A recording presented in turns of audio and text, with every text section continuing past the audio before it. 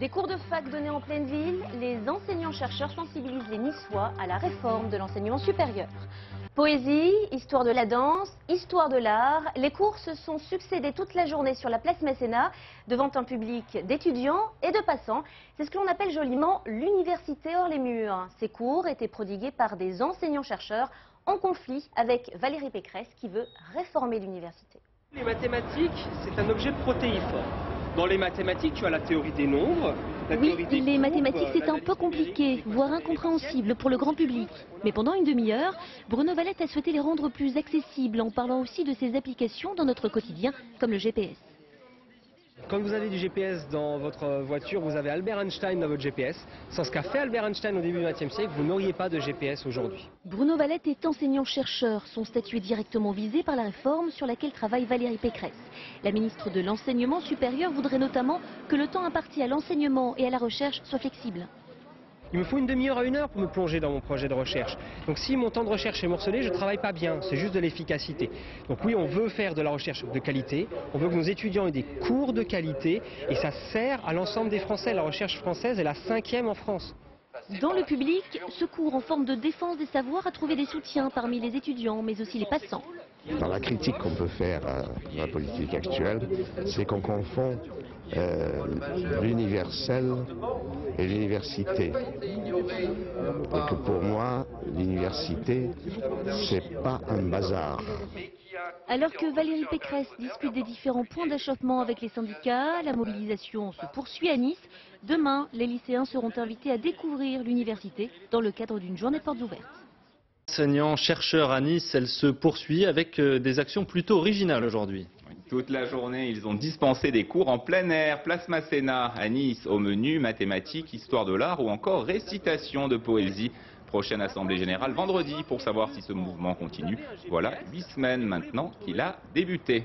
Ils manifestaient pour la 8e fois à Paris et dans plusieurs grandes villes. Des milliers de manifestants, essentiellement des étudiants, ont répondu à l'appel des syndicats. Des lycéens étaient également présents. Ils réclament la suspension de la réforme du bac professionnel en 3 ans et le maintien des BEP pour les élèves les plus en difficulté, des BEP en 4 ans. Et à propos de réforme, c'est dans quelques jours que l'Assemblée nationale examinera le projet de loi sur la mobilité des fonctionnaires.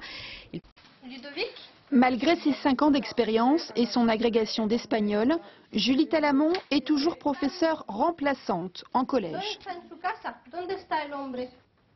À 30 ans, elle est encore motivée.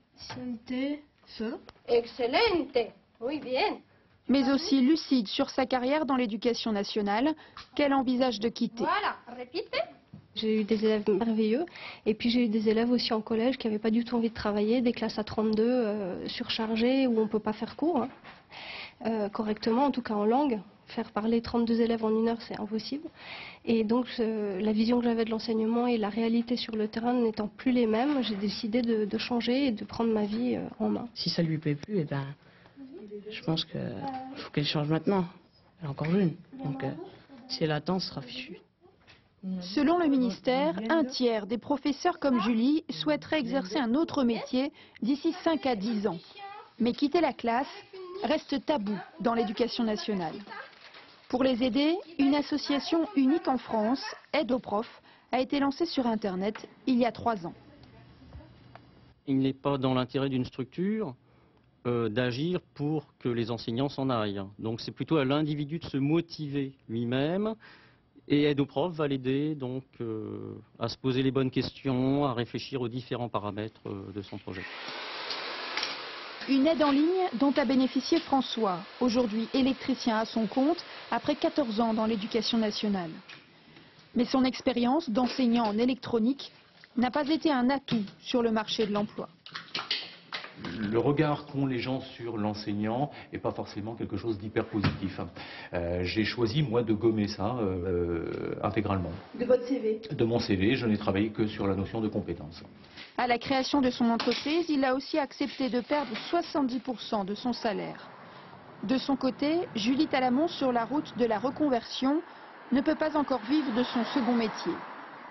3 fois par semaine, elle reçoit ses propres patients en tant que psychothérapeute. Pour le moment, je ne peux pas vous dire que je sois soulagée parce que je mène de front mon métier d'enseignante à plein temps, celui-ci qui commence et ma formation, mes 2 formations que je termine. Donc je ne suis pas soulagée, je suis assez épuisée, mais Toujours motivée pour changer. Mais très très motivée, heureusement. Cette seconde carrière reste une exception. Chaque année, quelques dizaines d'enseignants seulement parviennent à construire un autre projet, même s'ils sont des milliers à en rêver. Vous avez une situation concrète ?